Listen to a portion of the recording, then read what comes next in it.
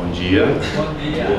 Muito obrigado mais uma vez pela presença aqui no segundo dia de debates do 17º CinePE, Festival do Audiovisual. Ontem tivemos a exibição de 2 longas e a homenagem a Marieta Severo. Vamos começar agora com o filme Orgulho de Ser Brasileiro, do diretor Adalberto Piotto, que está aqui com a gente. Eu lembro que aqui a gente faz o debate de uma forma informal. Queria pedir para todos se identificarem, por favor, antes das perguntas. E eu vou começar passando então a palavra para o Piotto, ele falar um pouco sobre o filme, enfim, sobre a exibição de ontem, e em sequência a gente passa a pergunta para os jornalistas. Obrigado, Piotto. Obrigado, Zé. O Orgulho de Ser Brasileiro é um filme que resultou de um tempo longo de pesquisa meu, de algumas coisas que me incomodavam no comportamento da sociedade brasileira, de coisas. Tenho orgulho no dia seguinte, aquela mesma pessoa que achava maravilhoso reclamava do país, e essa instabilidade me incomodava. Aí eu fui fazer uma pesquisa e analisando uma série de coisas. Quando decidi fazer o roteiro mesmo, aí eu achei que o cinema era a ferramenta ideal para fazer essa discussão. Eu que sou jornalista de formação, que trabalho como jornalista, não vi no jornalismo espaço para fazer com a liberdade que o cinema me deu. O cinema é exatamente a ferramenta que eu usei, e posso dizer a vocês, é um depoimento pessoal aqui, fantástico. A liberdade com que se trabalha, com que se deixa trabalhar, que você responde para você e para sua consciência, é fantástica. Eu consegui ir muito além do que eu imaginava, que já era muito interessante. O filme foi feito em menos de um ano.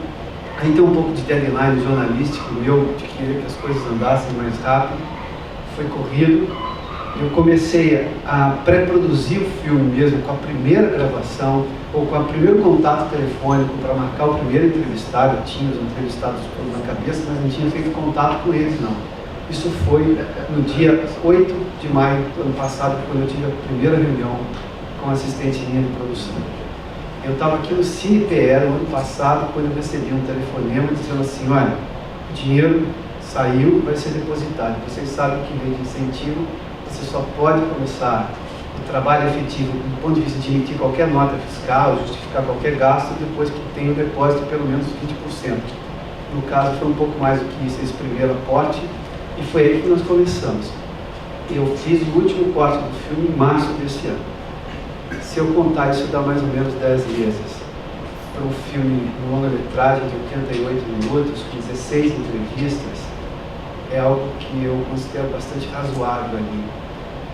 Eu não queria que se extrapolasse, porque o filme é uma obra cinematográfica, mas antes de tudo é uma provocação sobre o orgulho que eu quero que aconteça como cidadão desse país. O filme é só a forma que eu encontrei disso acontecer. Então eu não podia fazer um filme que demorasse 3 ou 4 anos, eu queria que a discussão acontecesse amanhã. E aí o cinema tem seu tempo, mas eu achei que podia encurtar. E foi corrido, mas isso não causou nenhum problema para o filme. Cansou, mas não causou nenhum problema. E acho que ficou bacana, porque deu para fazer dentro de um prazo interessante. E estou à disposição aí para qualquer questionamento. O filme foi exibido ontem, foi a primeira exibição pública. A equipe do filme não tinha visto o filme, porque não deu tempo. Não deu tempo de reunir a equipe, por causa de agenda de um e de outro, mas essa foi a primeira exibição pública do filme. Quem viu o filme foram as pessoas que trabalharam na finalização dele. Dos técnicos que trabalharam, só os que trabalharam na finalização que puderam ver o filme por inteiro.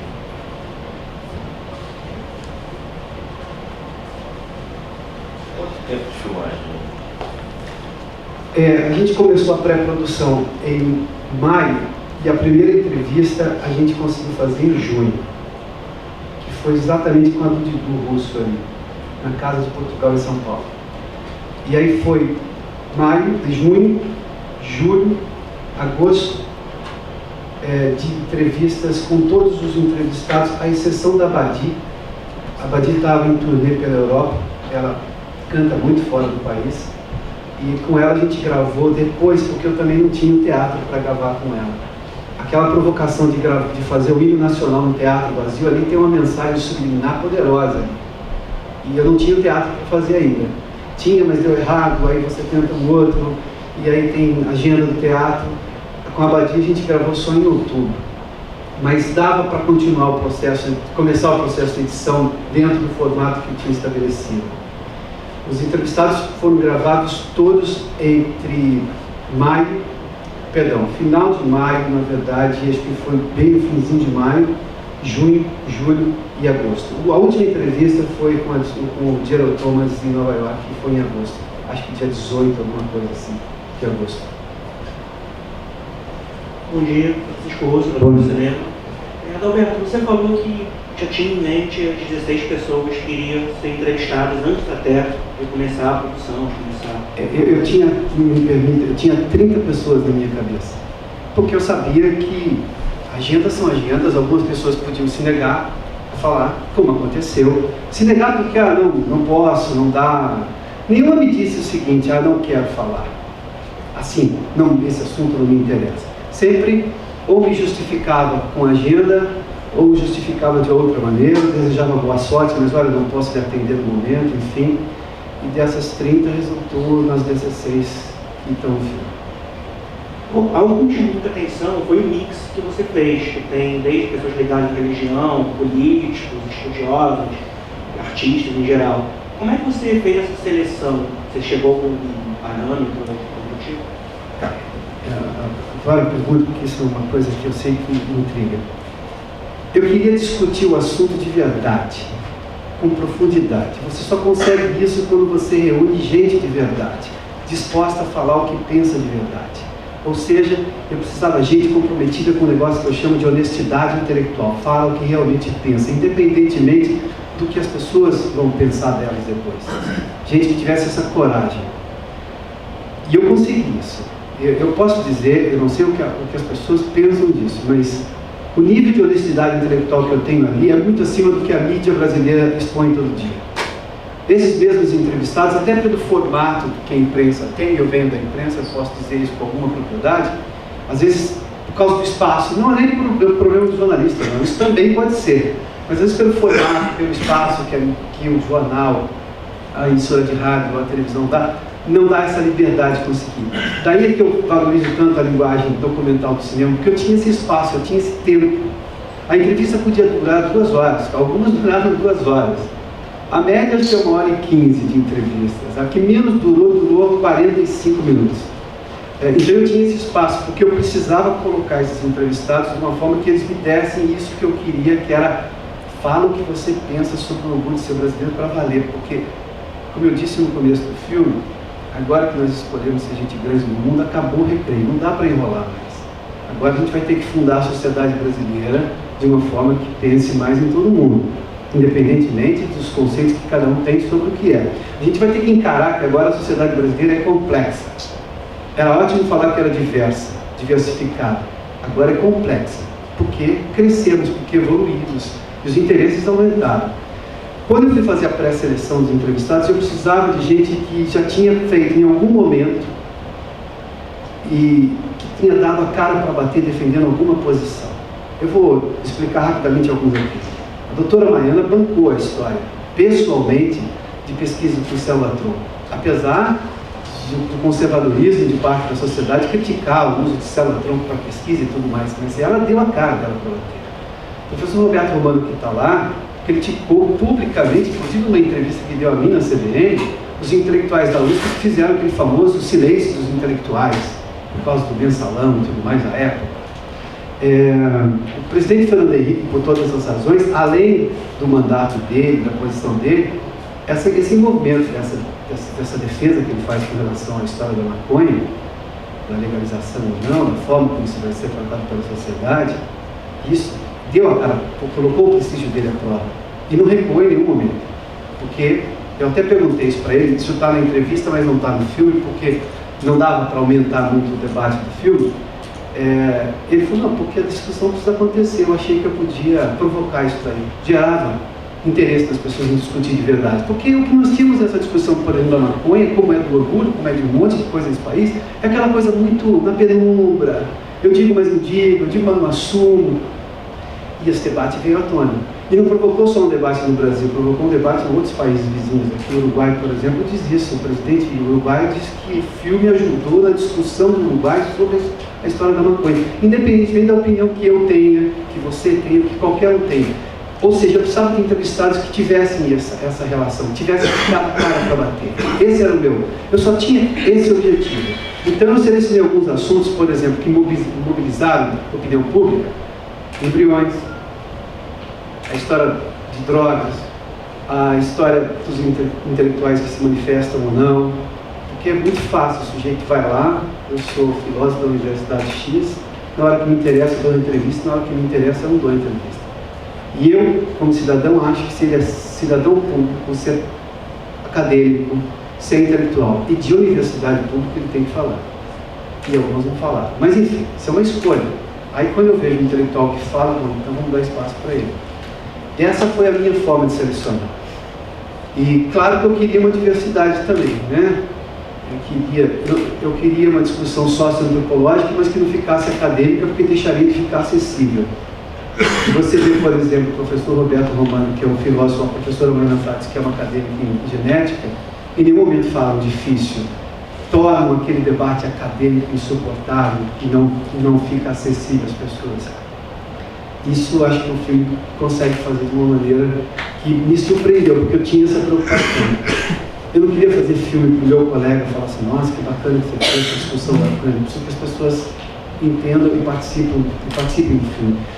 Porque o principal objetivo é discuta o orgulho de ser brasileiro, que talvez seja a primeira forma, ou a que eu acho que eu poderia contribuir, de ter uma discussão real na sociedade brasileira, do que somos, para onde e onde queremos chegar. Foi essa a forma que eu cheguei nos entrevistados. Todos os 30 estão nessa toada. Os 16 toparam. Puxa, São Paulo. Oi, tudo bem? Olha aqui, eu queria consertar com o teu filme, mas antes de falar sobre isso, deixa eu te dizer, tu usa muito tu usaste muito duas palavras, duas expressões,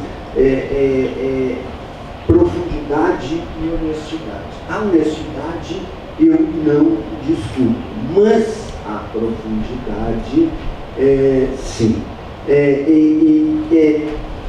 É muito curioso, né? Porque assistindo ao teu filme, tu chegaste a uma seleção de 16 entrevistados, outros 16 entrevistados, ou algumas vozes mais dissonantes naquilo que tu disseste, talvez tornassem o filme mais perturbador. E eu achei ele meio monocórdico, assim, as pessoas repetiam a mesma lenga-lenga, e tinha um tucanato ali que lá pelas tantas me incomodava, sabe? O Fernando Henrique fazendo campanha pelo Aécio, sabe?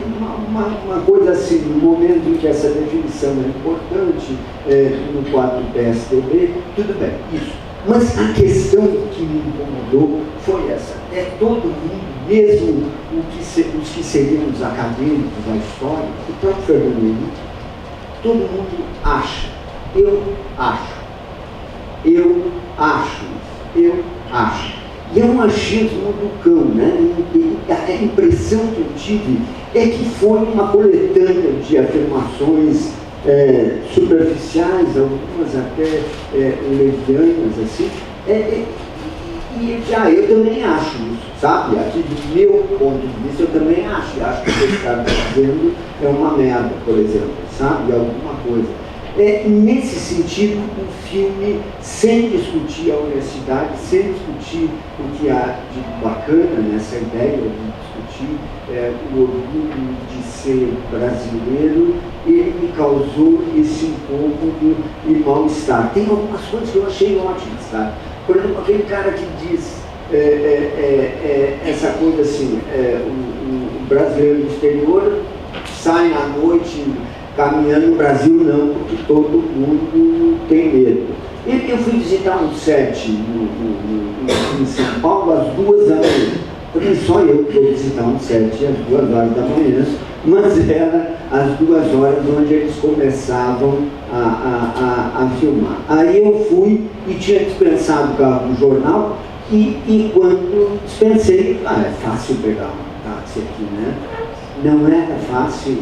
E quando eu comecei a caminhar, eu estava no meio da Cracolândia de São Paulo, às 3h30 da manhã, um velhinho caminhando no meio da Cracolândia em São Paulo, mas eu acho que os caras ficaram tão mais assustados de me ver, devem ter achado que eu era uma armadilha da polícia para eles caírem em cima de mim e surgir polícia de todo lado. Mas aí também, quando eu estava ali no meio, né, eu digo, pô, agora eu não vou recuar, né, vou em frente, porque se eu recuar, todo mundo cai em cima de mim. Então, sabe, esse achismo é uma coisa que me incomoda muito, porque cai numa superficialidade muito grande. E é óbvio que, eu não sei se foi intencional ou não, mas algumas das pessoas que tu escolhesse e dão depoimento, o depoimento vira piada, né? Socialite, é encarado pela plateia, ou foi encarado pela plateia como uma piada. Então, eu te digo, eu não discuto a honestidade, eu discuto o resultado para mim, a escolha dos teus entrevistados e, ao mesmo tempo, essa superficialidade do achismo. Eu acho que isso é uma pergunta, né? Sabe? Não, mas eu entendo o seu ponto de vista também. Eu não vou aqui explicar para você, não teria essa ousadia do que é documentário. Mas essa é a sociedade brasileira, a do achismo. Em algum momento superficial, ali não tem alienígena. Ali não tem um argentino disfarçado de brasileiro. São todos brasileiros. Se eles acham, se em algum momento sugerem superficialidade, não tem manipulação de nada. Se eu tivesse transformado alguma coisa e manipulasse, aí ficaria pior. Aí vira ficção. Eu não, em nenhum momento deixo minha opinião se as pessoas têm ou não orgulho de ser brasileiro. Isso eu coloquei. Eu só fiz o papel, e algumas pessoas entendem ou não isso, de que o incomodado sou eu com a história. Eu espero que alguém mais fique incomodado. Eu fiquei para lá de feliz, ouvi você falar, fiquei incomodado algumas vezes. O que eu quero provocar é incômodo, porque é o incomodado que move o mundo. O revoltado faz panfleto e no dia seguinte está ganhando panfleto em outro lugar. É esse incômodo com a superficialidade que vai deixar você, por exemplo, nas suas conversas, eu imagino, toda vez que alguém fala, acho, mas tu acha, você tem certeza ou não? Que acho que eu não aguento mais. Pô, eu vi um filme inteiro, talvez, com gente falando acho. Ótimo, começamos a evoluir. Porque ali não tem alienígena. A escolha dos entrevistados, se eu fizesse esse filme, talvez, se eu fizesse esse filme daqui a algum tempo, talvez fosse outro. Agora, uma hora você fecha. Até porque o orçamento é curto, o tempo é curto. E, agora, eu também não tiraria o mérito, em algum momento, se você me permite, de que aquelas pessoas toparam responder a pergunta. Não são todas que topam. Algumas eu fiquei sabendo em bastidor, o assessor me contava depois, porque eu também fiz uma coisa nesse filme, tudo foi institucionalizado no filme. Não tem QI nenhum nesse filme. Eu não queria que tivesse QI. Essa maldita ferramenta brasileira para ter vantagem em algum momento. Então, a assessora de produção do filme foi lá e disse para mim, como é que eu faço? Eu falei, olha, você vai pegar a pré-sinopse do filme, a sinopse que nós temos agora disponível, e você vai entrar em contato com a assessoria de cada um, quando alguns não tinham assessor, o Parreira, por exemplo, não tem assessor. Acha o telefone dele, descobre quem está, manda a pré-sinopse, explica qual é o filme e diz se ele aceita. E diz para ele o seguinte, onde ele se sente à vontade para dar entrevista, porque eu preciso que ele se sinta à vontade. Eu precisava tirar toda e qualquer coisa que manipulasse, vou colocar num ambiente cheio de luz, não sei o que, onde você se sente à vontade, sim, voltar na minha casa aqui no Rio de Janeiro, no salão de festa do prédio, onde foi gravado. Os que não tinham lugar, os que não queriam gravar, disseram, não, pode, sugere algum lugar. Aí a gente oferecia 2 ou 3 lugares, desses 3 lugares que nós tínhamos, que eu tinha condição de fazer, um era a Casa de Portugal São Paulo, outro o Centro Cultural São Paulo. O Max gravou lá, o Simoninha gravou lá, e o Ferrez gravou, que ele adorou saber que ia gravar num lugar que tinha livros. A explicação do Ferrez. Agora, eu vou voltar de novo à história da superficialidade. É a sociedade brasileira. E chegar a essa consideração, e se o filme consegue provar no mínimo isso, olha, tem muito achismo, ótimo. É isso, não tem alienígena. Deixa eu só te perguntar uma coisa. O aspecto mais interessante que eu terminei achando, agora que falasse um pouco sobre isso, é a escolha do cenário onde as pessoas foram entrevistadas. Porque alguns são entrevistados o que eu presumo que seja em casa. E são casas extremamente luxuosas, umas casas que são um escândalo. A casa do Giovanni Prota, por exemplo, assim, um exagero de ostentação que é bem, como tu dizes, a sociedade brasileira. Outros, pelo contrário, são entrevistados, parecia um teatro, mas eu não consegui... É a Casa de Portugal. Não consegui identificar. E o Centro Cultural São Paulo. Então, por exemplo, isso foi circunstancial, digamos assim, era, sei lá, porque de repente alguns dos teus entrevistados, o que eles dizem, a casa, o cenário no qual eles vivem, ela é um comentário sobre o comentário deles. A gente pode pensar mais ou menos assim. E em outros, na realidade, quase não tem comentário nenhum pela neutralidade do próprio cenário, digamos assim. A Marina, por exemplo, onde tu entrevistaste? A Marina foi entrevistada num hotel em São Paulo. Íamos entrevistá-la em Brasília. Marina foi bem no período em que ela foi para a Olimpíada.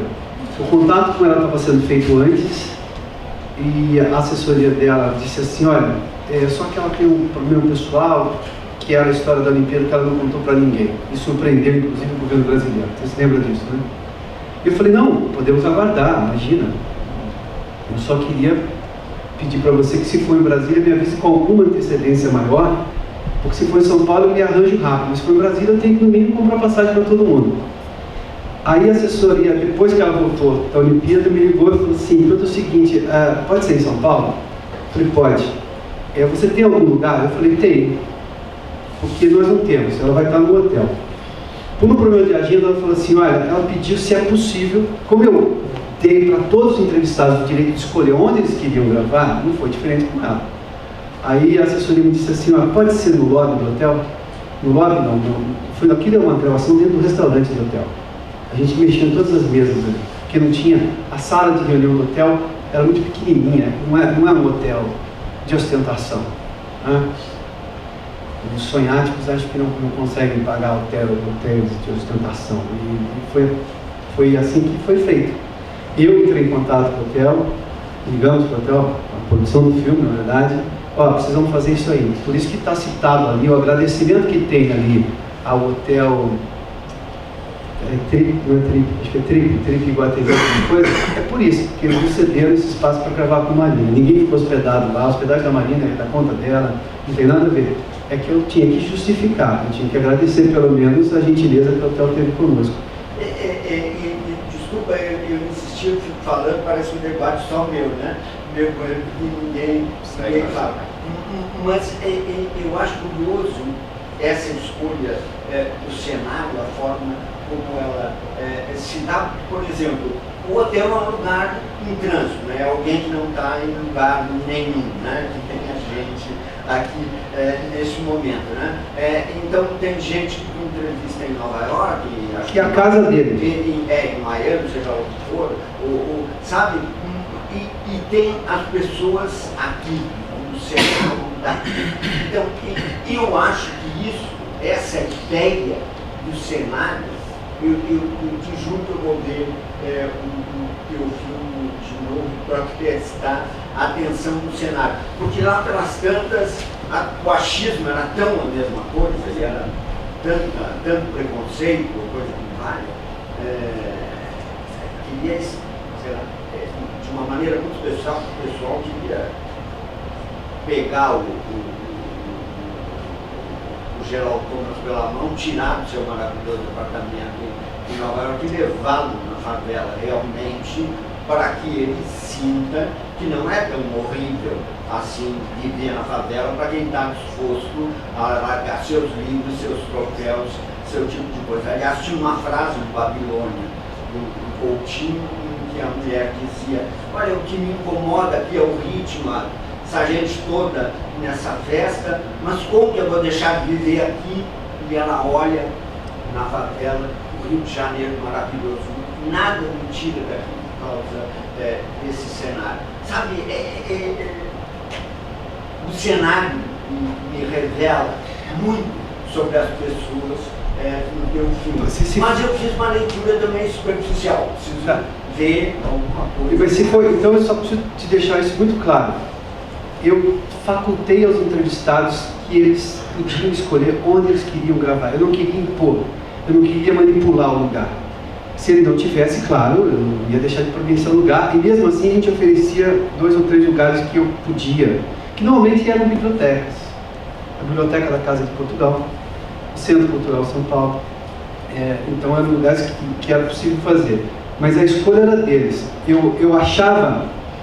Eu na verdade tinha plena convicção e vi isso como resultado, que se eu desse a ele esse direito de escolher o lugar, esse direito de fazer, eu teria melhor do que se eu impusesse lugares. Eu conheço documentários que começam, você faz 12, 15 depoimentos, começa na segunda e termina na quinta. Tudo em estúdio, tudo armado, tudo arrumado. Ali eu tenho, acho que 13 ou 14 locações diferentes. Na verdade eu tenho 16, porque o dia de gravação é diferente, o som é diferente, a luz é diferente, tudo é diferente. Eu tenho então de verdade 16 locações diferentes. Mas isso, a única que na verdade foi negociada, foi assim, Badi precisa ser um teatro vazio, e ali que a gente vai interpretar o hino, porque isso era uma leitura minha que eu queria fazer no filme, foi só com Badi. E eu falei, mas você se sente à vontade para isso? Se ela falasse, não me sinto à vontade, eu acho que isso aí vai me ofender, eu dizer, aí não posso fazer, porque daí eu perdia a coisa essencial. Mas ela não se opôs, adorou a ideia, tanto que resultou com aquela interpretação do hino, que eu sou muito fanático, vou explicar porque tem o hino. Você se lembra do hino da Fafá de Belém? Para mim, é das coisas antológicas desse país. Mas eu não queria reproduzir aquilo, porque aquilo é tão antológico que não se reproduz. Mas eu queria usar o hino do filme de alguma maneira. Foi essa a maneira que eu encontrei. Bom dia, Alberto. Meu nome é Richard Thompson, produtor cultural, e é um prazer recebê-lo em nossa cidade muito cultural, Recife. Trago 2 pontos. O primeiro é o seguinte: essa inquietação, Alberto, do filme Orgulho de Ser Brasileiro, ela parte de alguma vivência específica sua? E o segundo ponto é, dos 30 entrevistados, todos deram depoimento ou apenas os 16 que aparecem no longa-metragem? Eu começo pelo final. Os 16 que falam são os 16 que gravaram. Não tem nenhum depoimento deixado de lado. Ninguém foi gravado, não rendeu, não gostei, não. Eu não queria errar nisso também.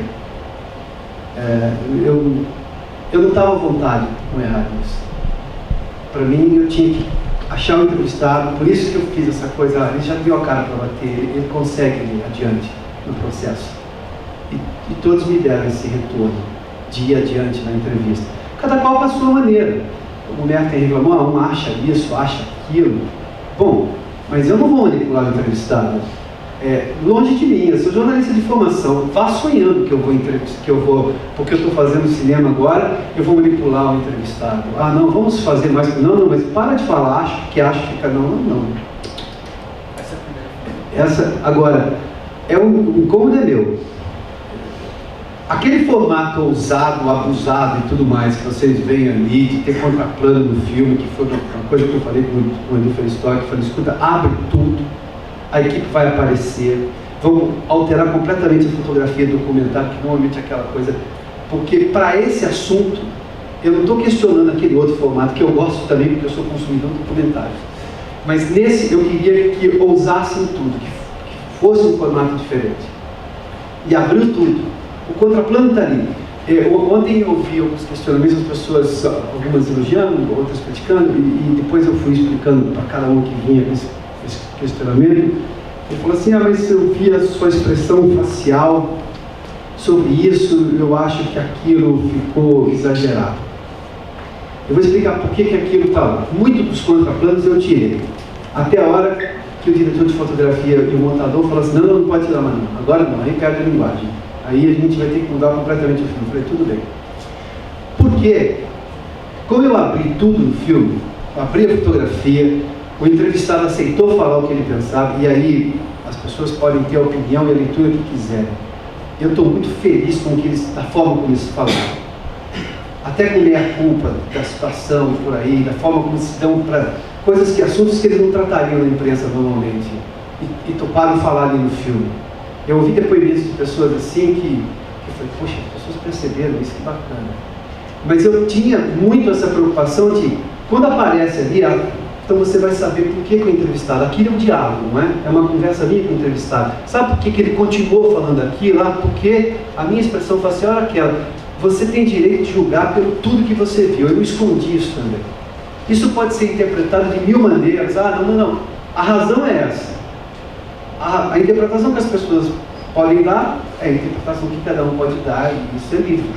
Mas a razão de estar lá é essa. Aqui é um diálogo. É uma busca pessoal. Esse é o subtítulo do filme, uma busca pessoal pelo sentimento de orgulho de ser brasileiro, que é minha. E ali é o meu diálogo com o entrevistado. Se ele olha para mim e fala, puxa, mas acho que não sei, tudo bem. Então o público tem direito de saber qual é a minha expressão facial também, qual é a minha reação. Quando se fez necessário, porque dependendo da dinâmica não era necessário, o assunto já corria. Era uma sequência, um trecho da sequência de uma fala anterior, então não precisava abusar. Foram esses que eu cortei, esses contraplanos que eu cortei. Os outros, alguns eu até queria ter cortado, confesso aqui, mas aí eu perdi a discussão com o Heitor, que é o diretor de fotografia, e a Thaís, que é montador, e mais o Gabriel, que é editor também do filme. Eles falaram, não, vai mudar demais. Eu falei, bom, então tudo bem, então vai.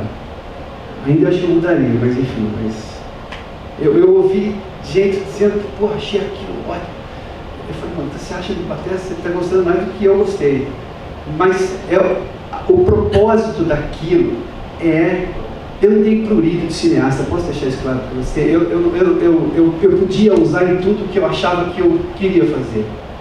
E é honesto que eu faça com o meu filme, com a minha cara. Porque se eu conseguir pôr 16 entrevistados lá, e eu esperei deles honestidade intelectual, que dessem a cara para bater, então está aqui a minha também. Não só por solidariedade, por transparência. Está aí. Você vai julgar por um fato que é real. E aí você vai concordar e ter a opinião que for. Isso é livre. Aliás, essa é a graça da democracia. Mas não vai ter, mas será que o entrevistado falou isso porque todo mundo estava olhando de um jeito para ele no set ou não? Não, está ali. A equipe está filmando, Paulinho está aí, que foi fotógrafo do filme também, aparece no filme, mas estava aberto, foi essa. Essa metalinguagem foi a proposta original lá, da fotografia conceitual, lá no começo da história. Duas coisas foram decididas do ponto de vista técnico. Essa metalinguagem e a forma como a gente ia gravar o hino nacional. Foi das duas primeiras coisas, tecnicamente falando, né? As outras coisas você vai construindo, né? Mas isso estava decidido desde o começo. E o resultado foi aparecendo. O hino foi a última coisa que gravamos, mas saiu exatamente do jeito que eu esperava. O teatro deu a imensidão do vazio e da beleza que é o hino nacional e do vazio que é o hino nacional na cabeça do cidadão brasileiro hoje. Maria Rosa.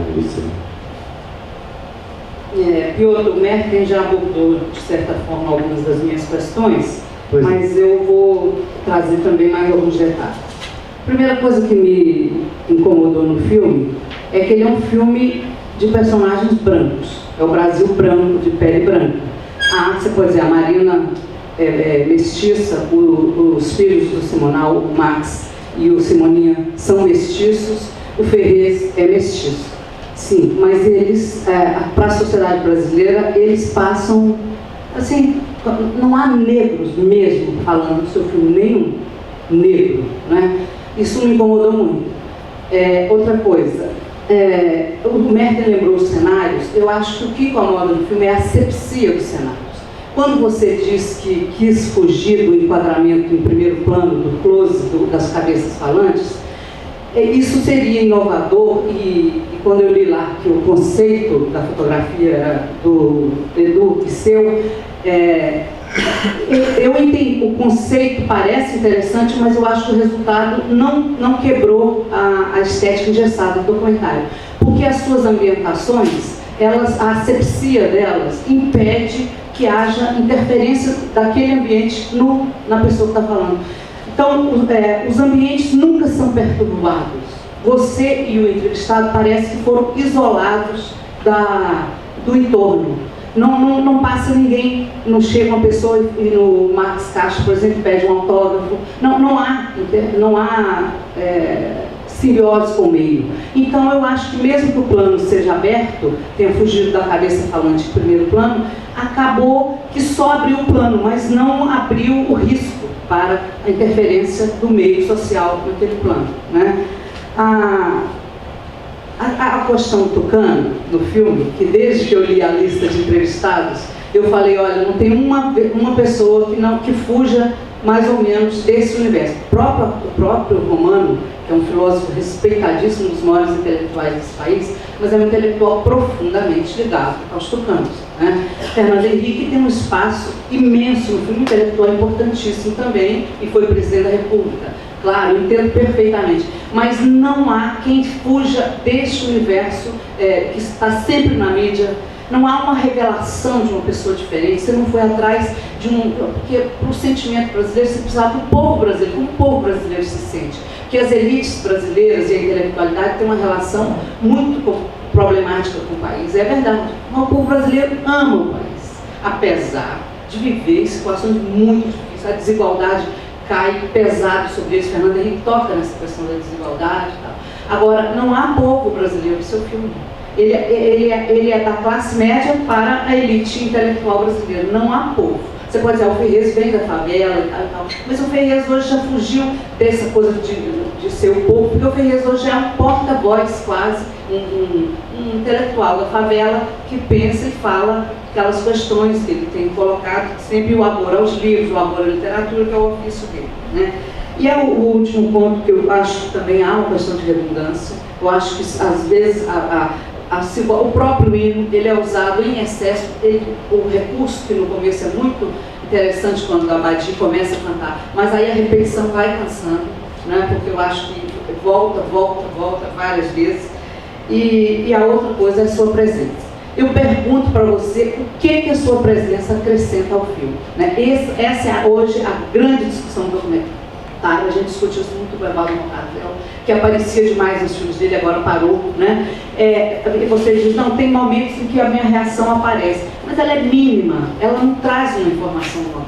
Então eu acho que muitas vezes você aparece sem necessidade, não traz uma informação nova, não traz uma perturbação, não traz um incômodo, um incômodo criativo, como você fala, né? Então, eu quero incomodar e não revoltar e tal, que a revolta é estéril do seu ponto de vista. Então eu pergunto por que você aparece tanto se isso não traz uma informação nova. Tá, só, como são vários pontos, você me ajuda ponto a ponto para ir respondendo, Maria, por favor. Eu começo pela última, porque já está fresco na memória de todo mundo aqui. Essa foi uma escolha. A forma como seria, porque como era o incômodo pessoal e eu não queria colocar isso na conta de ninguém, eu achei que era a forma mais honesta de eu fazer. Que pode resultar bom ou ruim, dependendo de quem olha, mas era a forma que eu considerei. E você sabe, uma hora você tem que decidir, porque senão o filme não acontece. Vi ontem várias opiniões a favor e contra, analisando isso ou aquilo, então, no mínimo eu tive uma divisão de opiniões.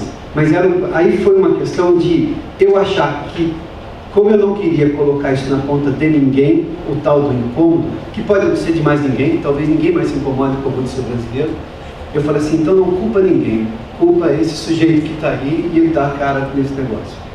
Foi uma escolha que a gente vai ver se foi boa ou não, de acordo com o tempo que o filme tiver. Mas foi uma escolha minha, uma decisão minha, e depois negociada com ele. Eu falei, como é que a gente pode fazer isso de uma forma que fique melhor, mas isso foi da concepção lá atrás. A história dos ambientes, se são estéreis ou não, se tem assépticos, como você disse, eu não acho que falta a interação do espaço. porque é no seio da casa, do ambiente que a pessoa está, que ela diz o que ela pensa. Quando eu levo para o público, ela corre o risco, e eu corri o risco de aquilo se transformar num discurso para a galera. E eu não queria fazer isso, eu não queria que resultasse, não queria sequer que o entrevistado tivesse essa impressão ou se imaginasse falando para a galera. Tinha que ter essa intimidade para falar de verdade. O resultado a gente vê. As pessoas, algumas acham que tem depoimentos reveladores, outras acham que tem achismo, como o Merton disse e tudo mais, mas eu considero que esse é melhor do que se eu tivesse feito alguém chegando, pegando autógrafo com Marx ou Simonia. O espaço estava aberto, agora você ligou a luz, ninguém mais cruza, né? As pessoas têm essa noção. Mas foi dentro de um espaço público como o Centro Cultural São Paulo, que eles, por exemplo, pediram para ser num lugar diferente. Eles não queriam gravar no escritório, não queriam gravar em casa, e disseram se podia, se a gente tinha um lugar. Eu falei, olha, acho que para vocês, até por uma questão de espaço, o Centro Cultural é ótimo. A gente adora o Centro Cultural, então tudo bem, foi essa a decisão. Deixa eu só ver se eu me lembro com relação aos negros. Eu nunca fiz a seleção dos filmes pensando em cota de A, B, C ou D. O Marx e Simonia, que são negros, porque eu acho que se chamarem de mestiços eles não vão gostar, eles não estão lá porque eles seriam da cota desse A, B ou C. Eles estão lá pelo que eles representam. A Marina não está lá porque ela é acriana, porque ela é cabocla. Não, a Marina está lá pelo que ela é. Eu, por exemplo, convidei Pelé e Gilberto Gil, porque o Gil, além de ser artista, tinha uma questão de ter passado um tempo na política também como ministro, e para mim era interessante essa experiência dele como artista, que foi e é questionador desde o começo, e depois do outro lado do balcão como é que ele via as coisas, mas Gil não aceitou fazer. A gente se propôs até em acompanhá-lo em um dos shows que ele estava fazendo em julho pela Alemanha, pela Europa, na verdade, acho que a gravação ia ser na Alemanha, mas a assessoria dificultou ao extremo. Pelé foi de uma dificuldade imensa também, mas se você me perguntar se eu fui atrás do Pelé ou atrás do Gil por causa da cor da pele, esquece, não tem nada disso, eu não faço essa divisão. A gente tem que entender, eu vou repetir essa frase, não tem alienígena ali. Mas é uma classe média A, B, C ou D. Aquilo também é povo brasileiro. Só para com esse discurso falso de esquerda, de que o povo está lá na favela. Se a gente faz isso, a gente cria segmentação, segrega mesmo. A esquerda que pretende defender, segrega. Não é essa coisa. E por que eu não fui buscar na favela o sujeito para dar um depoimento que isso seria? Eu fiz isso durante 20 anos em jornalismo. E eu via que o resultado, o sujeito vai lá, faz uma manifestação pesada, importante, e não comove. Aí eu inverti o processo. O que eu fiz? Eu fui buscar naquele sujeito que não sofre aquilo e coloquei para ele as mesmas situações que aquele sujeito reclama. Aí é interessante, eu provoco quando eu tenho, por exemplo, o Didu Russo dizendo que o sujeito senta na mesa e não consegue olhar para o sommelier ou para o garçom e agradecer, que não olha nem no rosto do garçom. Para mim, isso provoca mais nessa sociedade que não olha para baixo, que acha que está muito acima dos outros, do que se eu tivesse reproduzisse de novo, que era muito mais fácil para mim. Eu não quis fazer o fácil. Do sujeito, o garçom, vamos falar do sindicato dos garçons, ver quantas reclamações tem acerca de clientes que não olham para a cara deles. É isso. É simples assim. Eu falei, não, leva a questão para o outro lado. Vamos ver de lá. Porque é esse sujeito que fala. Me permita só fazer um comentário mais, Mariana Rosário. A questão das universidades públicas é um negócio que me incomoda há muito tempo. Muito antes das cotas. Porque eu acho o processo da universidade pública injusto no país. Eu sei que não vai ter espaço para todo mundo, só que eu acho que quem tem recursos, estuda numa universidade pública, tem que devolver de alguma maneira. E quem não tem, e se for para a universidade pública, tem que prestar algum serviço, tem que devolver alguma coisa para a sociedade, tem que dar contrapartida. Tem sim, porque você teve um benefício que o seu colega do bairro não teve, então você vai ter que devolver alguma coisa.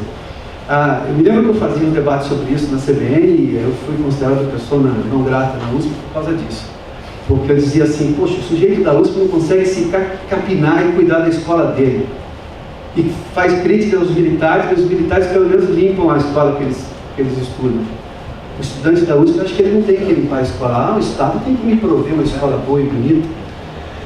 O que eu poderia fazer? Vou de novo, embora o Ferrez faça isso também, e faz com a contundência que é natural dele, mas quando eu consigo trazer o professor Roberto Romano fazendo aquela leitura sobre o MST que eu não conhecia, e a doutora Mariana Zatz de dentro, ou seja, eu pego a intelectualidade da USP de verdade, que está disposta a falar, e da Unicamp, para reclamar da forma como a universidade pública é hoje no país, eu acho que eu consigo avançar no debate muito mais do que se eu reproduzisse o óbvio que todo dia a televisão mostra, de alguma maneira ou outra, que o jornalista com preguiça vai lá e faz sempre a mesma coisa. Eu não tive preguiça nem medo de mexer na estrutura para provocar o debate de verdade. Se vai dar certo, eu não sei. Mas eu sabia que do outro jeito não está dando certo. 21 anos de jornalismo te ensina alguma coisa.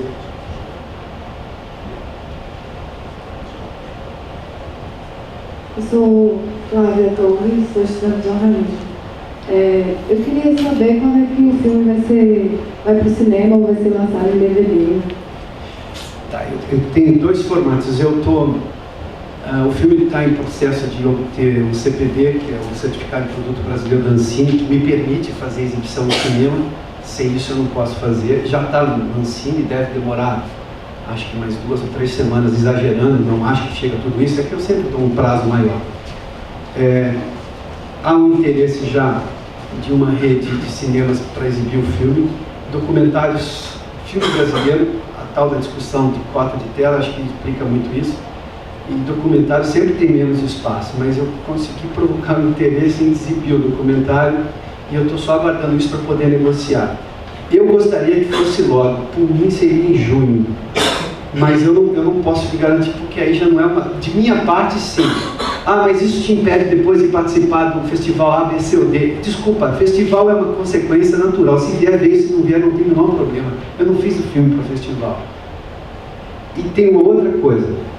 Esse filme tem uma contrapartida de 3.000 cópias. Eu, como produtor, dono do projeto, coloquei todas as 3.000 cópias que vão ser distribuídas no país.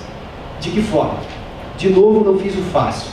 Porque para obedecer a contrapartida que foi negociada junto com o Ministério da Cultura, basta eu pegar aquelas 3.000 cópias, levar no Ministério da Educação, entrego lá e falar, me dá uma ficha que você recebeu, você distribui. O Ministério da Educação tem fé pública, não tem? Agora, quantas vezes você já viu reportagem? Eu posso dizer que eu já fiz várias dessas reportagens que tem tomógrafo perdido no hospital brasileiro. O desperdício é um problema nesse país. Como eu fiz um filme para ser visto, eu vou bancar essa distribuição da seguinte maneira. Quando eu tiver as cópias todas, que eu tiver tudo isso pronto, que eu espero seja ainda no segundo semestre desse ano, eu vou só achar o prazo para isso, o sujeito que a universidade, a escola que pediu o filme, vai ter que se comprometer que vai exibir o filme pelo menos uma vez para um grupo de alunos, ou um grupo de pessoas, porque não precisa ser só uma escola, uma universidade. O critério de para quem vai ser exibido não é meu. Se vai para uma escola, não sou eu que vou dizer para o coordenador pedagógico que é o aluno que tem que assistir o filme. Ele assiste e fala, não, isso é a partir da 6ª série ou da 7ª série. Mas tem que exibir uma vez. Como é que eu controlo isso? Aí eu preciso confiar nas pessoas. Uma escola, suponho, não vai mentir para mim. Mas é um jeito de eu fazer. Porque eu conheço alguns projetos culturais, eu fiz reportagem disso já. Todas as coisas que eu vi que deram errado no país, seja nessa forma de, vou pôr o povo reclamando das coisas, e aí todo mundo vai lá e faz aquela cara de coitadinho, que pena, poxa vida, no dia seguinte para o debate. Porque eu não mexi com quem interessa, eu não mexi com quem... A fonte da reclamação não chega no andar de cima. Então eu vou pegar o cara do andar de cima para discutir o problema do andar de baixo, porque esse do andar de cima fala com o andar de cima todo dia. Por isso que eu inverti o processo. É ousado, em algum momento alguém acha, não, mas poxa, evitou o povo. Não evitei não. É porque eu estou cansado de pôr popular falando e usando aquelas imagens horrorosas que a televisão usa, por exemplo, a história do Nacional. Todo 7 de setembro tem um sujeito desdentado na televisão. Quer exploração mais desgraçada do cidadão brasileiro do que isso? Quer coisa mais irresponsável do que isso? Quer coisa mais nojenta? Mas fica bem com a consciência. Eu coloquei o povo na rua. Estou explorando a falta de educação que a sociedade brasileira e a sexta maior economia do mundo negou a esse cidadão a vida inteira. E hoje eu rio da cara dele porque ele não sabe cantar o hino nacional. Eu me lembro, me permita ir além desse assunto, porque isso me apaixona. Quando pediram para Carla Pérez, todo mundo se lembra da Carla Pérez, cantar alguma coisa. Não, ela fez alguma frase lá e conjugou o verbo errado. Tal, é da escola, né? E de escola. Assim, com todo respeito, quando eu vi aquilo, pode até sugerir alguma graça. Mas eu preciso esperar que na época a Dona Ruth era viva. A Dona Ruth não pode errar. A Dona Ruth foi à escola, a ex-primeira dama. A Carla Pérez foi na escola brasileira, pública brasileira. Qual é a escola pública brasileira? Mais do que achar graça naquilo, você tem que olhar e falar assim, nossa, que merda que nós estamos entregando para a população. Mas aí eu posso fazer o fácil. Eu coloco lá o povo, bacana, todo mundo fica contente, todo mundo está pseudo-representado ali. Provoquei o que de mudança? O debate aconteceu em quem decide? Não, então não adiantou nada. Fiquei bem com a minha pseudo-consciência também. De pseudo-política social, de pseudo-abordagem social. Chega de pseudo. Não escolhemos ser gente grande do mundo, acabou o recreio. Agora vamos discutir de verdade. A forma como eu encontrei pode ter acertos e erros. Foi feito para acertar, mas pode revelar erros. Agora, eu não ia ficar no conforto de fazer a coisa que eu sei que dava errado, porque eu estaria mentindo primeiramente para mim. Daí as 3 mil cópias que vão ser distribuídas, e por que eu quero esse filme? Esse filme foi feito para ser visto. Quando eu disse isso ontem lá no palco, me deram esse privilégio para poder explicar um pouco do filme rapidamente, é isso que eu quis dizer. Ele é menos obra cinematográfica e mais um argumento. As pessoas vão concordar ou discordar, mas se elas discutirem, já começou. É isso que eu quero provocar. Elas vão xingar o diretor, achar que o diretor fez isso ou aquilo, tudo bem, mas elas se mexeram do conformismo e daquela zona de conforto que eu vejo na sociedade brasileira hoje. O intelectual, o pseudo-intelectual escrevendo para a coluna dele, falando para o colega dele. Quantas vezes você já viu um jornal popular, uma coluna que o leitor daquele jornal não vai entender? É o jornalista escrevendo para o colega dele. Quer mais desrespeito do que isso? Vamos falar sério? Aquela história, me perdoem a expressão. Vamos discutir o país, a gente vai ficar de sacanagem. Sabe aquela história? Agora, alguém tem que dar cara para bater. Alguém tem que começar, mesmo que isso em algum momento resulte, não era a melhor maneira, tudo bem.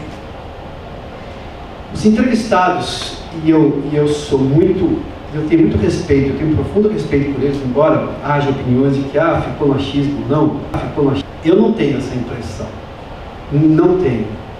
E o achismo, se existe, não é alienígena também. Quantas vezes você ouve um macho do seu lado? Por que você acha que vai ser diferente? Que incomodou agora o achismo? Que bom, então você vai começar a mudar amanhã. Você se incomodou com isso? O que eu quero é provocar um incômodo. E se começa a incomodar, as pessoas começam a se mexer, a movimentar o mundo, a melhorar. E aí a coisa anda. Álvaro Duarte, eu sou do portal Notícias Viajar. Dos 32 entrevistados, 16 toparam, como você falou. E essa estrutura como jornalistas que somos, às vezes a gente vai com uma ideia preconcebida até do que ele deve, às vezes, falar, porque a gente imagina isso.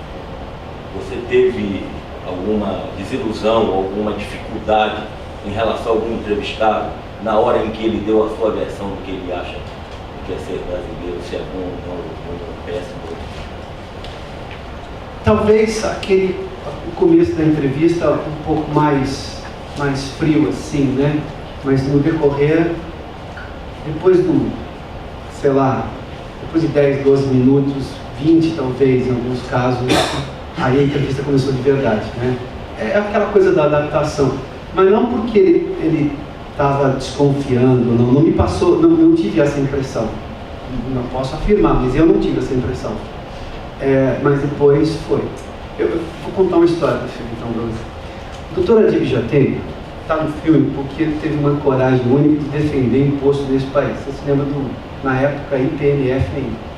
A volta do IPMF, você lembra disso, né? Na verdade, a instituição do imposto sobre a saúde. A doutora Adib tinha feito uma cirurgia de ponte de safena, se não me engano, 2 semanas antes da entrevista. Eu achei que não ia rolar mais a entrevista, porque a negociação estava sendo feita antes, ele estava ocupado, e aí depois teve um problema no coração.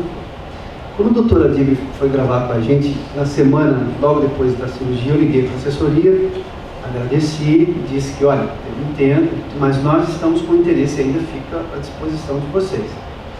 Aí a secretária dele, pois não, eu vou conversar com ele já está tendo alta, depois eu volto a ligar. Na semana seguinte ela ligou, marcando para dali 2 dias. Se podia ser, eu falei, claro que pode. Eu me viro, eu dou um jeito.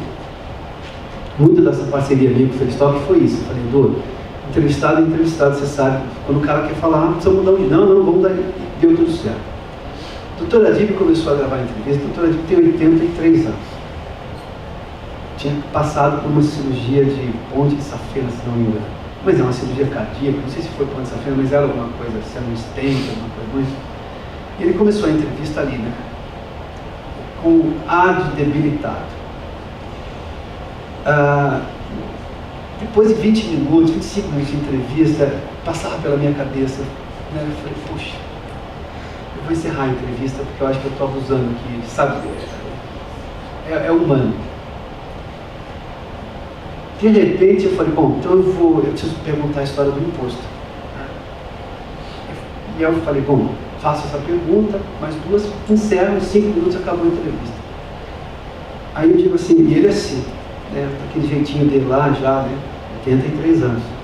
Ele diz assim, eu falo, doutor Adib, por que o senhor acha que há tanta reclamação de pagamento de imposto, da alta carga tributária? O senhor fez uma defesa de mais imposto no país. O senhor acha que quem reclama por quê? A entrevista mudou ali. Ele endireitou a coluna e foram 40 minutos mais de entrevista. A exceção da primeira e da segunda resposta, todas as respostas do Dr. Adib estão depois desses últimos 40 minutos. Aí, me perdoe, não tem achismo nisso, não tem superficialidade nisso, não tem, não dá. É muita pretensão achar que tem. Eu não teria, eu não conseguiria dizer isso aí. Eu que vivi a situação, e eu estou tentando transmitir isso ao máximo para que vocês também consigam ter esse bastidor que eu tive e a equipe que estava comigo teve. Não dá para dizer que isso é superficial. A resposta que sai dali, parte está no filme, que ele fala exatamente agora. Quando ele diz lá, pegou agora, quer reclamar? Vai encontrar. É uma sequência da história do imposto. Marcos Petruccelli, cumprir o protocolo e me apresentar. Muito obrigado. Se conhece tão pouco. Você já falou agora há pouco sobre a questão da sua contrapartida, Piotr, que é a questão da distribuição do filme. A minha pergunta seria essa, porque nos 7 anos que nós conversamos diariamente na CBN, desde o primeiro dia que nós começamos a fazer a sessão de cinema, um assunto que era sempre discutido entre nós era a questão da política do audiovisual e dessa contrapartida que muitos cineastas não dão ao receber dinheiro público para fazer o seu filme. Você já respondeu o que vai acontecer com o seu filme e qual é a contrapartida que você está dando. Então só me resta dizer o quanto eu fiquei feliz de ver o filme, porque você desistiu ali, pelo menos momentaneamente, da carreira de jornalismo, deixou a CBN para embarcar num projeto e fez com uma velocidade que pouquíssimos cineastas conseguem fazer um filme. Você veio aqui no festival do ano passado como jurado e esse ano já vem exibindo um filme, né? E naquele momento você tinha recebido a aprovação da captação para começar a fazer. A gente estava conversando na mesa do outro hotel e falei, então foi muito rápido, foi muito corajoso, foi brilhante, foi altamente profissional e um filme diferente, realmente diferente. Eu fui muito sincero ontem, conversando com você, que também em algum momento achei que você aparecia muito e sozinho concluí que a sua aparição, além de esteticamente, do ponto de vista cinematográfico, era uma coisa diferente. Eu também fiz a seguinte leitura: você também é mais um brasileiro ali no filme. O filme tem intervenções. Eu nunca vi uma questão natural, porque já vi outras coisas naturais, mas achei de tremenda naturalidade o fato de você estar entrevistando o Romero Brito e ele esquecer que está sendo entrevistado, levantar para colocar o copo. Qualquer outro cineasta ia falar, corta, porque isso aí me estragou a cena. E você deixou. Então são vários detalhezinhos que vão acontecendo ao longo do filme, às vezes alguns muito sutis, mas que mostram que você realmente deixou tudo à vontade.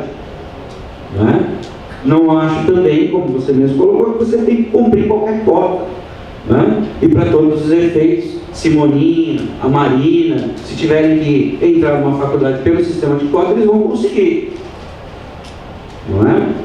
Bom, só me resta dizer um parabéns para você, né, pela coragem e pelo profissionalismo, mais do que cineasta.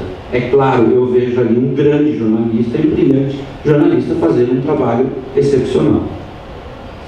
Quero também dar parabéns para o Edu. Aliás, acho que ele deveria estar ali do lado para falar, e eu quero que você responda também, Edu, uma coisa.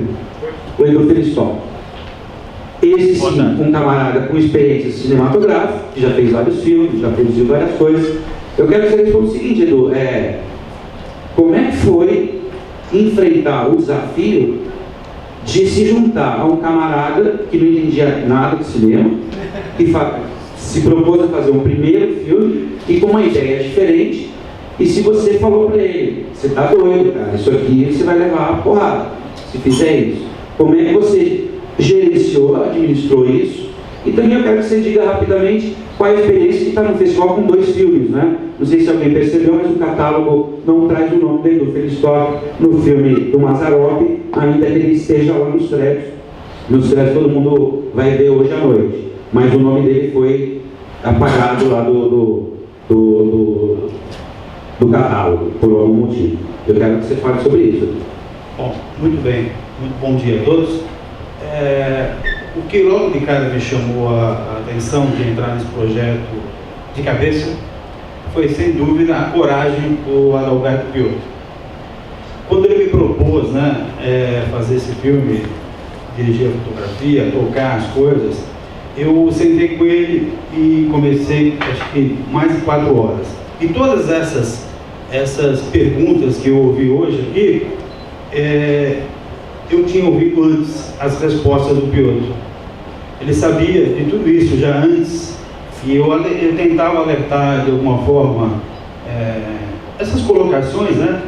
E ele já vinha com a resposta. Perdão. Engasguei. Então, uma coisa que ele me pediu e que me chamou a atenção, que eu comecei a ver que ele não era um jornalista, e sim uma pessoa que, talvez um primeiro longa, um filme, mas teria a sensibilidade. Ele me pediu para ser invisível no set. Invisível em termos de câmeras, de atuações, de construir cenários. E eu fiquei apaixonado também com a proposta de que ele fez com os depoentes, eu chamo de depoentes, né? Não entrevistados, os depoentes. Escolha o lugar que vocês estão mais à vontade. Muitos deles estou à vontade onde for. Por exemplo, a casa de Geraldo Thomas é uma casa, um apartamento minúsculo, né? Pequeno em Nova York. E esse é um contraste interessante. Mas o Geraldo Thomas, ele sentiu a vontade de dar o seu depoimento na casa dele. A questão de Piotto aparecendo, eu entendo o seguinte: ele também é um personagem. Aliás, é uma busca pessoal desde o início, quando um realizador fala, quero fazer um filme para discutir isso. Então, eu quero também entender, quero saber um pouco da opinião dele. Então, eu acho que ele, se são 13 ou 14 ou 15 depoentes, ele é o 16º, entende? Nas expressões. Não dá para ficar engessado, entendeu? Com o mesmo modo, a mesma forma de fazer cinema de 40, 50 anos atrás, né? Então, essa metalinguagem que foi oferecida é que também, não só o Piotto, mas a equipe toda estava ansiosa em saber se aquelas pessoas tinham orgulho de ser brasileiro mesmo, ou como é que era. Isso é interessante porque falar sobre o achismo com a palavra acho é estranho para mim.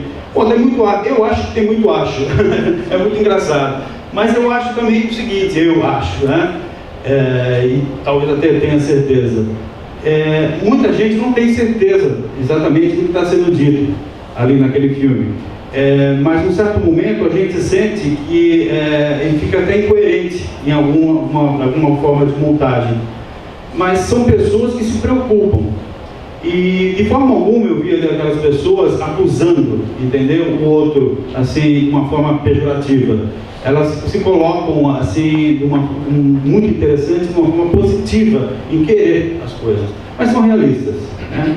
Eu não vejo tanto humor, embora ela seja muito carismática, eu não vejo tanto humor eu vou esquecer o nome dela, sempre esqueço. Da Yara. Da Yara. Não vejo. Eu acho que ela está certa, tem muitos pontos, certo?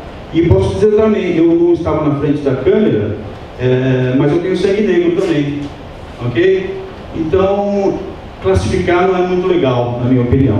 Bom, resumindo, foi uma grande experiência, eu gosto do filme, claro, eu vi o que aconteceu, a transformação de Piotr, e o convite para mim foi uma honra, entendeu? Participar dessa equipe de direção de fotografia, que são 3 diretores de fotografia, Paulo Duarte, Duda Catenassi e sobrou um pouquinho para o Edu Felistock, né? E foi sensacional. E eu me senti muito à vontade. Também sou documentarista, também sou diretor de cinema, mas eu acho que eu não faria um filme tão forte e contundente como esse do Piotr. Obrigado. Sobre o seu nome no crédito, você quer falar alguma coisa sobre isso? Mas deve ter Pois não? Não, no filme que não apareceu. Sim, mas o filme vai rodar amanhã. Eu acho que foi um erro de imprensa, sei lá, enfim, acontece no dia corriqueiro e tal, mas tudo bem. Mas foi uma delícia também fazer o Mazzaropi. Deixa eu só fazer menção, o Nelson falou disso, o Rosário também, a história do... Eu detesto esse país de Fla-Flu, desculpa, de Bavi, de esporte, não sei quem, de Corinthians e Palmeiras. O Fernando Henrique está lá no filme, porque o Fernando Henrique é um intelectual generoso. O mesmo convite que foi feito para ele, na mesma época, foi feita ao Instituto Lula. Que, até na verdade, o Instituto Lula foi feito antes, porque o Lula estava passando naquela época já pela recuperação, tinha feito uma cirurgia recente, a história do câncer que todo mundo conhece. E eu falei, bom, preciso dar mais prazo porque é natural, meu Deus do céu, alguém que está passando por uma cirurgia. E vou dizer uma coisa para vocês, o Instituto Lula recebeu exatamente o que todo mundo recebeu, o convite, não tem que ir. É o mesmo convite que foi enviado para a assessoria do Fernando Henrique, que foi enviado para a assessoria da secretária do Jatene, não tem assessoria, tem secretária, que foi enviado para todo mundo. O Instituto Lula respondeu, a presidente Dilma também recebeu, a assessoria da presidente Dilma. Eu até poderia usar, eu tenho agenda de jornalista, gente, eu tenho telefone celular de algumas dessas pessoas, mas eu não quis usar isso. E não precisei usar isso. Isso é bacana dizer, tá? Esse país que todo mundo acha que precisa de QI para tudo, não precisou. Mas o filme é interessante, o seu nome está lá, eles sabiam que era você. Tudo bem, mas eu não usei o QI. Eu fiz questão de não usar o celular meu para ligar, o telefone que eu tinha direto com algumas pessoas, ou com aquele assessor muito próximo. Eu falei, não, liga lá. E a Cris não está aqui, a Cristiane Pinto que fez, que é uma jornalista que eu trouxe para fazer essa pré-produção das entrevistas. Eu falei assim, nada tem que fugir da regra. Quando fugir da regra, você me avisa, aí eu entro em campo, para saber por que fugiu da regra.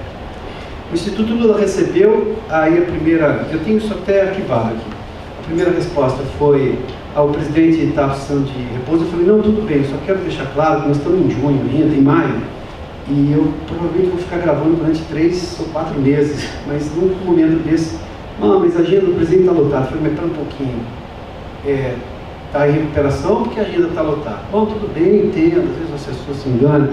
E a gente insistiu durante os longos 3 meses, embora o presidente estivesse em... e eu não estou fazendo aqui, eu quero deixar isso claro, uma menção ao presidente. Nós não tratamos com ele, nós tratamos com a assessoria, da mesma forma que tratamos com a assessoria do Fernando Henrique. Nunca tratei com o Fernando Henrique ou o Fernando Henrique. Tratei com a assessoria, na verdade, do instituto dele, que é onde ele responde todas as solicitações. E aí o presidente participava de comício, o presidente Lula, e eu falei, poxa, mas está ou não está em... Eu falei, um dia eu liguei, não dava mais, eu falei, tá, deixa que eu vou ligar. Disse não quer ou se quer, porque o meu filme não vai parar porque o Lula quer ou não quer, é direito dele querer ou não. Eu estou querendo porque ele é um personagem. Ele se enquadra na história do deu a cara para bater. Isso é inegável, gente, eu não vou mudar a história. Mas não quer falar, não quer. Tá bom, acabou não falando. Até, uma vez por telefone, eu recebi, mas dá para mandar as perguntas? Eu falei, morra de vontade, não vai receber nunca. Não tem pergunta, aqui você não pede pergunta. Existe. Imagina se eu dou um depoimento aqui, dizendo para vocês, olha, eu mandei todas as perguntas para os entrevistados. Aí fica superficial. Não, desculpa, 20 anos de jornalismo, posso ser iniciante em cinema, mas isso em entrevista eu acho que eu sei fazer. E errar eu sei como não errar nessa hora, no procedimento. Posso errar em outras coisas. Mas, Piotr, não seria o caso, já que houve esse problema, de buscar um intelectual ligado a... Porque só onde você fala o Fla-Flu, o Bavi. Eu acho que o filme ficou só o Fla ou só o Ba. Faltou o Vi e o Flu, você entendeu? Para criar uma gama maior de contradições internas dentro do filme. Você podia buscar o Safadi, o Vanderlei Guilherme, outros intelectuais, o Pérez, da própria USP, para dar essa pluralidade. Mas me parecia um discurso muito de um lado só. Tá, mas não foi esse o objetivo. E não acho que porque o professor Roberto Romano escreve um outro artigo que sugere que ele tem simpatia por esse ou por aquele lado, que ele está fazendo isso no filme. Aí você me permite, aí uma discordância saudável, eu não vejo isso dessa maneira. Inclusive, quando o presidente, mesmo o presidente Fernando Henrique, quando naquela volta do Ferrez, que eu pergunto para ele, por que uma família briga por uma cota, por uma vaga na universidade para o filho, unidade de universidade, e não briga pela escola básica? Porque esse é o meu ponto nessa história de cotas. Se alguém perguntar se eu sou a favor a cotas, claro que eu sou, meu Deus, isso é analgésico. Tem uma dor aí, todo mundo sabe o que é aquele juramento de médico que está escrito, tira a dor do paciente. Aí depois vai atrás da infecção para cessar a dor. Você tem que mexer na dor. Agora, como é que você vai resolver? Como é que a sexta maior economia do mundo, ou a sétima, ou se esteja entre as 10 maiores, vai só resolver o problema da cota do filho mais velho? Quando é que isso acaba? E a escola de base? Por que eu tenho que me contentar só com a cota? Você acha que eu vou fazer esse discurso fácil no filme? Não vou fazer. Eu nem esperava esse tipo de discussão, porque eu acho que o foco do seu filme é o orgulho de ser brasileiro. Mas isso passa, né? Sim, claro, isso são subtemas que poderiam enriquecer o tema central, né? São afluentes de um grande rio.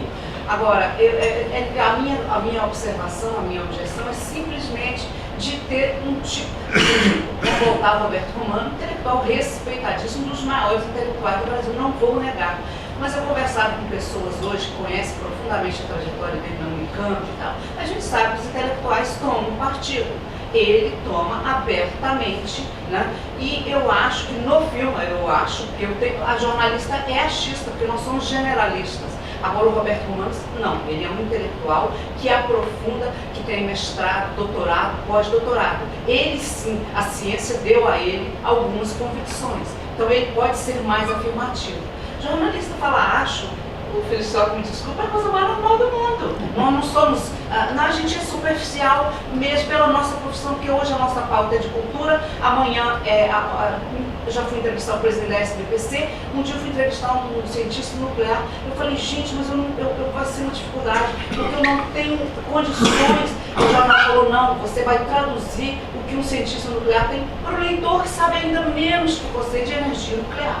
Né? Então isso é da nossa profissão, nós somos colegas, sabemos... Será que eu acho não é só um formato linguístico que quer dizer muito mais do que eu acho, na verdade? Incomoda, não em jornalismo, mas intelectual incomoda. Agora, o que eu quero dizer do Roberto Romano, que eu acho que é o intelectual mais qualificado que você tem no filme, ele fala, por exemplo, vocês sabem das minhas restrições ao MST, mas o MST limpava a escola, dá um exemplo positivo do MST. Agora, por que você não perguntou a ele? Eu sei, aí podia abrir muitos afluentes e subafluentes, é complicado. Mas um homem daquela profundidade, eu acho que o depoimento dele é superficial, que era o quadro mais qualificado que você tinha ali.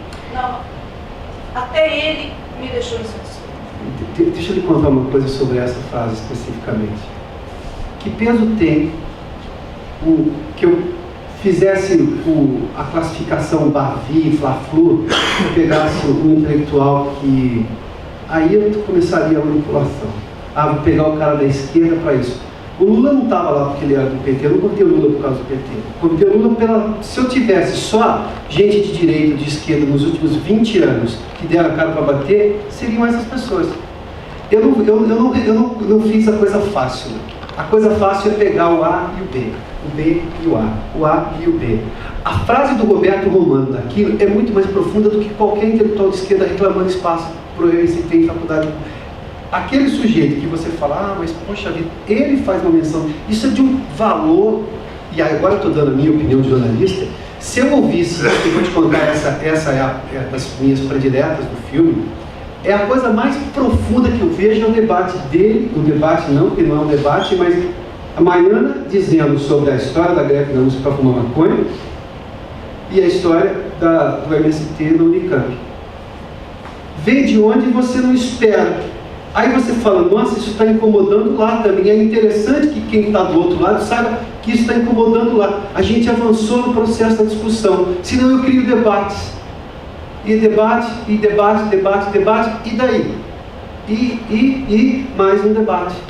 Ali não, ali eu deixo em um outro lugar. Quando eu digo que eu inverti o processo para buscar uma resposta, eu vou buscar onde aquele sujeito que faz isso, ou que tem o público próximo a ele que faz isso, vai ouvir esse sujeito, mas ele não vai ouvir de baixo.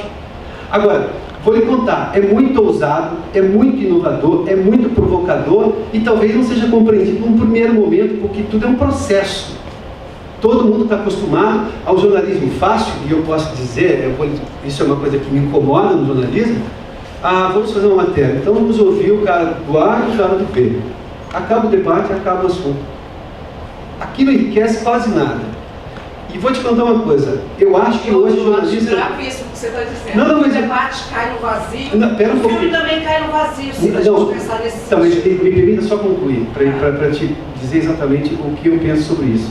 Não adianta fazer só debate. Se eu não construir alguma coisa para o debate ficou vazio. Agora me perdoe, vamos ter uma discordância e é saudável. Você acha que ficou no vazio? Eu acho que nós avançamos em várias discussões ali. Eu estou contente com isso. A gente vai descobrir se daqui a algum tempo, se isso provocou ou não provocou os incômodos que moveram o mundo, ou que moveram o país. É uma coisa que não dá para dizer hoje. Hoje eu só acho e você acha porque não dá para fazer mais do que isso mesmo, porque a gente está falando de prognóstico. Mas eu creio, primeiro que eu saí do modelo que eu vejo que há 20 anos dá errado. Então eu falei, opa, vamos fazer por esse lado. Quem sabe dá certo? Agora, é risco. É muito arriscado. É complicado. Ontem, por exemplo, se me permita, André, rapidinho, só a história da Yara. Eu ouvi nos últimos 20 anos, eu estava comentando isso com o Celso ontem, voltando no filme. Eu ouvi, ele até fez uma citação de um outro assunto interessante. Eu ouço tanta coisa, tanta gente defender, falar, poxa, mas na época do Collor tinha isso. Só que na hora que você fala, tá, se você reconhece alguma coisa positiva, eu raramente reconheço, na verdade não reconheço, mas enfim. Se você acha, diga, porque é importante, porque daí a gente vai tratar de verdade. Eu vou julgar você pelo que você pensa de verdade. Ela teve uma coragem que pouca gente tem. Quantas vezes você vê alguém dizendo assim, pô, mas na época da ditadura, pelo menos, vocês nunca viram isso aí? Alguém fazer uma menção à ditadura? Os militares, se vocês não se lembram, depois da crise com o Sarney, foram citados numa pesquisa do opinião pública de gente que queria que os militares voltassem. E estava recente.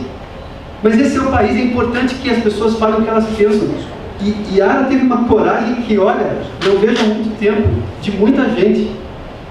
E mas é porque eu discordo tanto do que ela disse, bom, meu querido, como diz o doutor Adib Jatene, vamos ter que aprender a conviver com os opostos, não destruir os opostos. Exato. Obrigado. De minha parte. Eu queria realmente agradecer, eu acho que o debate realmente é um debate, né? Quando essas acontecem, eu gostaria muito de agradecer a presença de todos, muito de agradecer aqui presente, gostaria de agradecer ao Piotr, ao Edu, muito obrigado. Vou dar um intervalo de 5 minutos, a gente vai na sequência para a coletiva do Vendo a Lu e depois na sequência para a coletiva com a homenageada da noite anterior, grande homenageada Maria da Severo. Muito obrigado a todos.